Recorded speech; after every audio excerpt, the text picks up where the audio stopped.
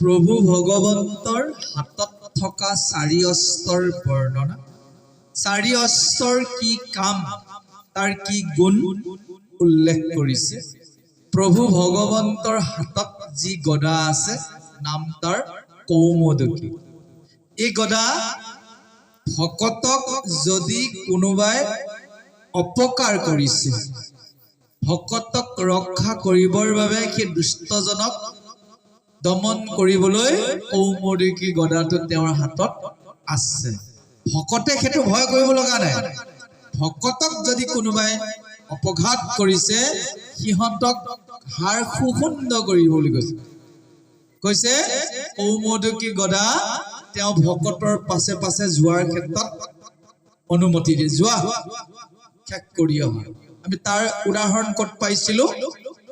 অজামিলক যেতিয়া নিবৰ বাবে, বান্ধিবৰ বাবে যুঁজা কৰি আছে যমৰ দূতে, তেতিয়া কিন্তু বিষ্ণুদূতে কোবাই ধুন্দুলা উঠাই দিছে। এটা লিখিছে, ভকতৰ ৰাখি থকা কৌমদকী নামক গদা ধৰি আছা দক্ষিণ কৰত, সোঁহাতত লৈ আছে। নানা ৰত্নে পৰে কি শত্ৰুৰ শোণিত লাগি, প্ৰকাশ কৰয় নানা মত। তাত যি তেজৰ চিটিকনি লাগিছে, সেয়া দুষ্টসকলক দমন কৰোঁতে লগা চিটিকনি।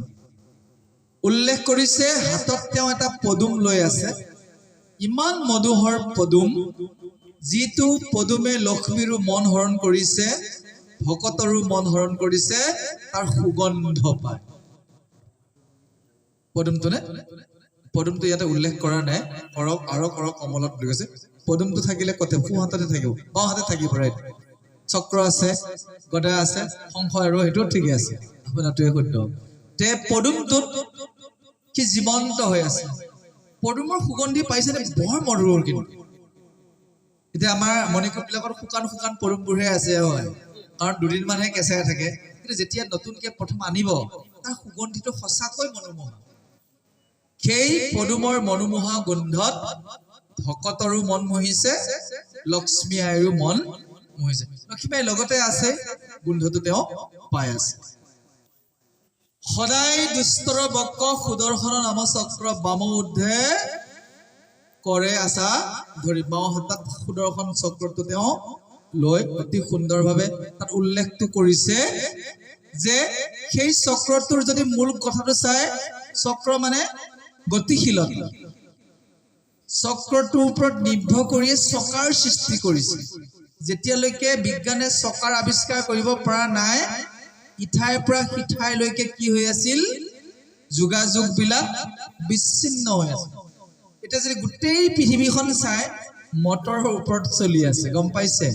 মেচিনবোৰ চকাৰ ওপৰত, ঘড়ীটো চকাৰ ওপৰত। চাবচোন, এই যে গতিশীলতা, এই 25 চন পৰিছে আৰু কেইদিনমানৰ পিছত গম পাব 26 চন, 24ৰ পিছত 25, 25ৰ পিছত 26, গৈ আছে গৈ আছে গতিশীলতাৰ প্ৰতি। আৰু প্ৰয়োজন সাপেক্ষত ইমান শক্তিশালী সুদৰ্শন চক্ৰ, ভগৱানে আদেশ কৰাৰ পিছত শত্ৰুক সংহাৰ কৰি তেওঁৰ হাতত আহি আকৌ উপবিষ্ট হৈ যায়। সেই চক্ৰই দুৰ্বাসাক কি কৰিছিল? কম বেছি পৰিমাণে ভকতে বহুতে জানে নৱম স্কন্ধত আছে বাৰু, জানো। তাৰ লগতে আহিল আকৌ পঞ্চজন্য শংখ, যি শংখৰ ধ্বনি শুনাৰ লগে লগেই দুষ্টবিলাকৰ হৃদয় কঁপি যায়। আও কৃষ্ণ আহিলে। যেতিয়া মহাভাৰতৰ সময় হৈছিল, বিভিন্ন জাগাত দুষ্টসকল একত্ৰিত হৈ আছে। যেনেকৈ জৰাসন্ধই 17 বাৰ আক্ৰমণ কৰিছিল, কৃষ্ণৰ লগত যুদ্ধ কৰিছিল। কৃষ্ণই যেতিয়া জৰাসন্ধই 23 অক্ষৌহিণী আনিছিল, আমি 18 অক্ষৌহিণী কথাহে মহাভাৰতত শুনিছো। জৰাসন্ধই 23 অক্ষৌহিণী আৰু 5 অক্ষৌহিণী বেছিকে লৈ আহিছিল। যেতিয়া জৰাসন্ধ সন্মুখত থাকে, ইফালে কৃষ্ণই পঞ্চজন্য ফুকি দিয়ে। তাত থকা যিমানবোৰ কৃষ্ণক বিদ্বেষ কৰি আছিল, সকলোৰে বুকু কঁপি গৈছিল। এতিয়াও দেৱবাদ্য হিচাপে যেতিয়া আমি শংখধ্বনি শুনো, অকণমান সময় আমি স্তব্ধ হৈ যাওঁ নে নাযাওঁ? মই আনৰ কথা মই নাজানো, মই কিন্তু নিজে স্তব্ধ হৈ যাওঁ। দবা মাত শুনিছো, 1 মিনিট সেইদৰে প্ৰতিটো ধৰ্মকে আমি সন্মান দি তেওঁলোকৰ সেই বিশেষ বিশেষ মুহূৰ্তবিলাকত আমিতো সমান আমাৰ সনাতন ধৰ্মই সকলোকে সমান চকুৰে চাইছে আপুনি দবাটো কোবাওঁতেহে যে নমন কৰিছে স্তব হৈছে শংখ বজাওঁতে স্তব হৈছেতো নহয় যেতিয়া আজান দিব বিশেষ কিবা যদি আপুনি ভাষণ দি আছিল সেইখিনি সময় স্তব কৰি দিব লাগিব আমাৰ নমনীয় নহ'ব পাৰে কিন্তু সন্মানটোতো কৰিবই লাগিব ৰাষ্ট্ৰীয় সংগীত ক'ৰবাত কোনোবাই গাইছে ৰৈ যাওক থিয় হৈ এটা চেলুট কৰক সেইফাললৈ তো নিয়ম কিছুমান ব্যক্তিক ৰাষ্ট্ৰীয় সংগীত গাই থকাৰ পিছতো ফোনত কথা পাতি থকা দেখা পাওঁ বহি থকা দেখা পাওঁ মোৰ দুখ লাগে নকওঁ মই এইটো বেলেগক কিয় এইকণ কথা নাজানে যে ৰাষ্ট্ৰীয় সংগীতৰ জাতীয় সংগীতৰ ইমান পাৱাৰ আছে ক'ৰবাত শুনিছে আপুনি ফোন কৰি আছে কওক প্লিজ অকণমান সময় মইতো চাইলেণ্ট কৰি থওঁ যেতিয়া স্কুলত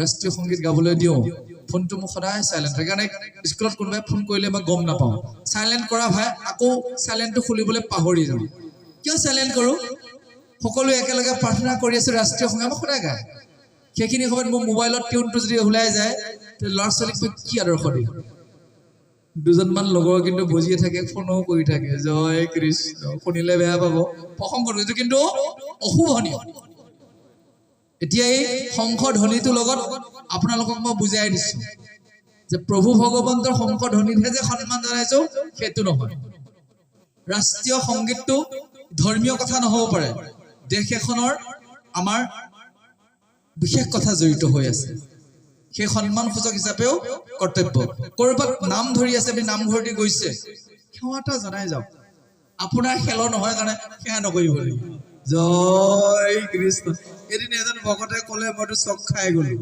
ভকত বহি আছে বিশেষ বিশেষ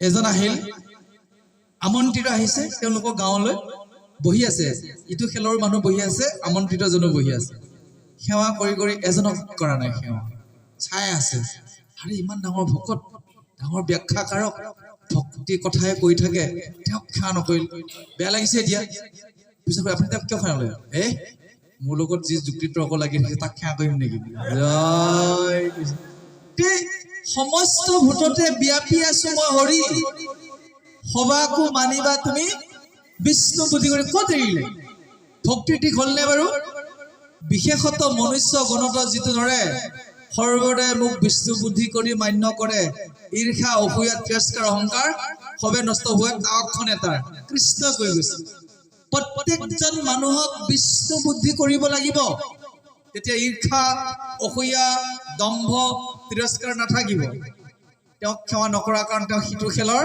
আৰু তেওঁৰ লগত তেওঁ বাক যুদ্ধ চলিছে চাওকচোন বাৰু তেনেকুৱা যাতে আমাৰ নকৰে দে এবাৰ জয় কৃষ্ণ ধৰিলে গম পাম বাৰু জয় কৃষ্ণ আমি তেনেকুৱা নকৰোঁ কেতিয়াও নকৰোঁ কাৰণ আমি সঠিকভাৱে ভাগৱতৰ ৰাস্তাৰে আগবাঢ়িম আমাৰ শত্ৰু বুলিবলৈ কোনো নাই এজনৰ লগত বেয়া বেৰি হ'লেও বৈকুণ্ঠ ৰাস্তা বন্ধ হৈ যাব জয় বিজয় গম পাইছে সাসপেনশন হৈ গৈছে 3 বাৰৰ কাৰণে জয় কৃষ্ণ এই নিলম্বন কিয় বৈষম্যতা ভাগৱতে কৈ আছে সেইকাৰণে এই পৃথিৱীত যিকেইদিন আছো সকলোৰে লগত মিলি যাম আনন্দ কৰি যাম গম পাইছেনে যাতে আমাৰ ৰাস মন্দিৰৰ ভকতখিনিয়ে কেন্দ্ৰীয় ভাগৱত চৰ্চা ভকতখিনিয়ে বৈষম্যতা জানে মই অনুৰোধ কৰিম নতুবা কেতিয়াবা খুন্দাটো মূৰ্তাত আহি যাব